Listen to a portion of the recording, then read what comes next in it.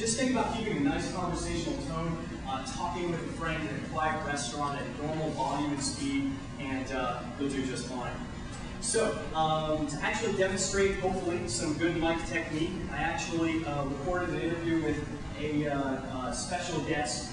We have all the way from the world of Star Wars. We have Lando Calrissian. So I'm actually going to use the built-in mic in the MacBook here. I'm actually, with the tower+of+c, I've used an external mic just plugged into the input on the soundboard on my PC, and that has worked really well for me.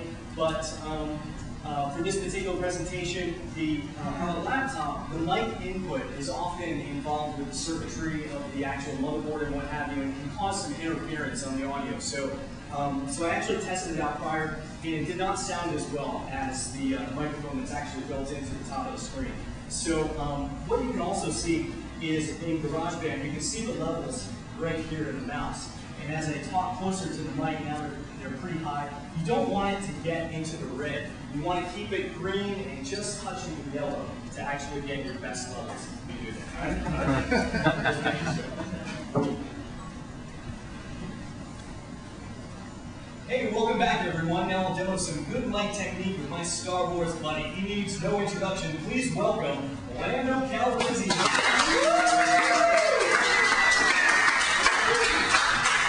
Traitor! Nice job everyone. Nice.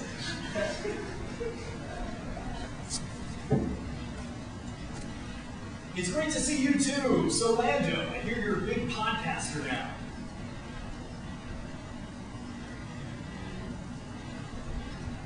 Well, that's the beauty of Web 2.0. It just takes a couple of people to start, and then you're connected with so many more. Speaking of which, you can connect with some local celebrities here today. Have you met the president of EngineWorks?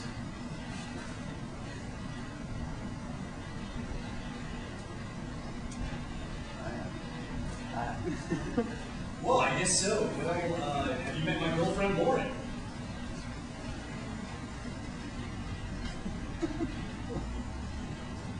Listen, Lando, this is Paul's photo studio, not Cloud City. I think that one singed my eyebrows. I think it's about time to close down this demo. Thanks, Lando. I'll see everyone in the podosphere. Okay, go ahead. Get this all together. Hey, welcome back everyone. Now I'll demo some good mic technique with my Star Wars buddy. He needs no introduction. Please welcome Lando Calrissian.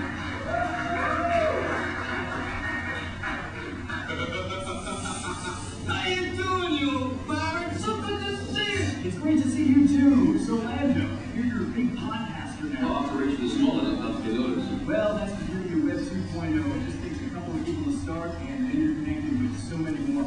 Speaking of which, you can connect with some local celebrities here today. Have you met the president of EngineWorks? You've got a lot of guts in here after what you told. Well, I guess so. Well, have you met my girlfriend, Lauren? Hello, what have we here? Welcome, I'm Lando Calrissian. I'm the administrator of this facility. No, this is Paul's photo studio, not Cloud City. Look at my people work on it. What are you doing here? We do. I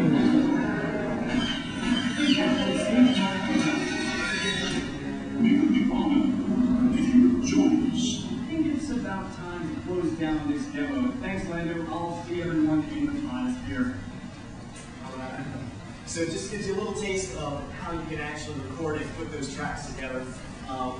If you're using other people's content, be sure that you follow copyright law, and I have a legal guide to podcasting link. It's a great thing to check out if you want to be using other people's content. Well, once you have your raw audio, basically it's probably saved in a WAV or AIFF format, and that's one thing that I need to figure out in terms of GarageBand's exporting in a WAV. I do not know how to do that, but if you're using Audacity, it's very easy to choose between options in terms of saving your audio in a particular format. And of course, WAV or AIFF is a lossless format. And when you're putting together your podcast, you want to actually record all the elements in a lossless format and don't actually use MP3 until it's finally time to export the last file. So knowing that, in post-production, you can drop in your sound effects, take out your breaths between sentences, or pretty much do any number of things with your audio.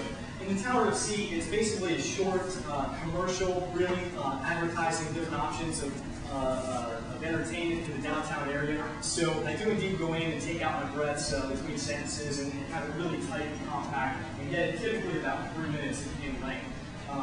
But you know, if you have more of a talk show and once again aiming for that nice conversational tone, you're going to have those things and that's no problem whatsoever. I won't get into too much specifics of the post-production, but if you'd like to talk about that, you know, afterwards, that's cool. Once you have saved your final completed podcast as an MP3, then it's time basically to upload it and leave it across the internet. Now, if you can upload your files to your own server, you know, outstanding. With the tower+of+c, I have my own hosting space. And but I actually have a free account then with Blogger, and I just link to the podcasts that are on my host. But if you have your entire blog set up inside your own host, you know, it's a complete seamless operation, no problem. If you do not have your own web host and you want to do something for free, just check out audio.com. Basically, you can create a free account, upload your files to their space, and they'll tell you pretty much how to link your podcast to your own web space, whether it be on Blogger or WordPress or MySpace or what have you. Hey Jeff, you can actually use Audio to record your podcast, so you can record over the internet just using Audio. Yeah. And there's another one very similar to that, GarageBand's website just did Gcast, where you can not only do it over the web, you can also call. There's like an internet number, you can call in segments and just put them all together. Cool. You know, be on the web. Awesome. So Gcast as well. Gcast, Audio, and also Podomatic is just like Audio in terms of being able to record it right there. So definitely have a lot of options to put those audio files on someone's host for free.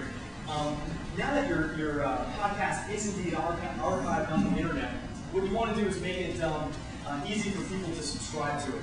And basically using a podcatcher. And a podcatcher, just as background, is basically iTunes, Yahoo Music Engine, or Podnova. Basically, it's an always-on program that runs in the background and enables, it manages a set of feeds so that as an end user, you can regularly check for new episodes and automatically download them to your computer or portable media player.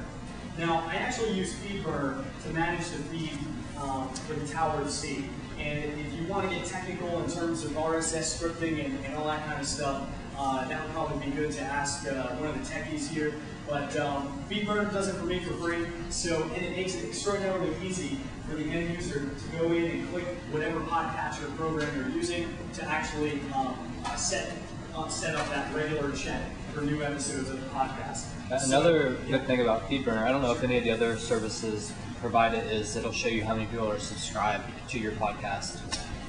Yeah, that's a great point. As you look to advance in the future, what is great about FeedBurner, what Joey just said, is it gives you the site statistics. Even if you don't have your own web host, it tells you pretty much a good idea of how many people are actually subscribing to your podcast. Now, after that, the last step is promotion. And this is something that I'm actually going to be engaging with a lot over the next month, doing some old media type of promotion activities, you know, business cards, press releases, that type of thing. Just letting people know outside the podosphere that yes, indeed, your podcast exists. A couple of other options for you in terms of getting more listeners would be to maybe trade promos, just like a 10-second teaser, if you will, about your show with another podcaster that's hosting a similar type of show. So that could be just one way, and then of course listing your podcast in all the podcatcher software, podcatcher programming out there is another way as well. Pretty much that's all I had. Oh, and then we had lastly just some resources. We'll keep that up, and I'm sure we'll add it to some of the other things that we discussed. But once again, if you do use other people's content, check out the video guide to podcasting. But otherwise, I'll see you in the podosphere.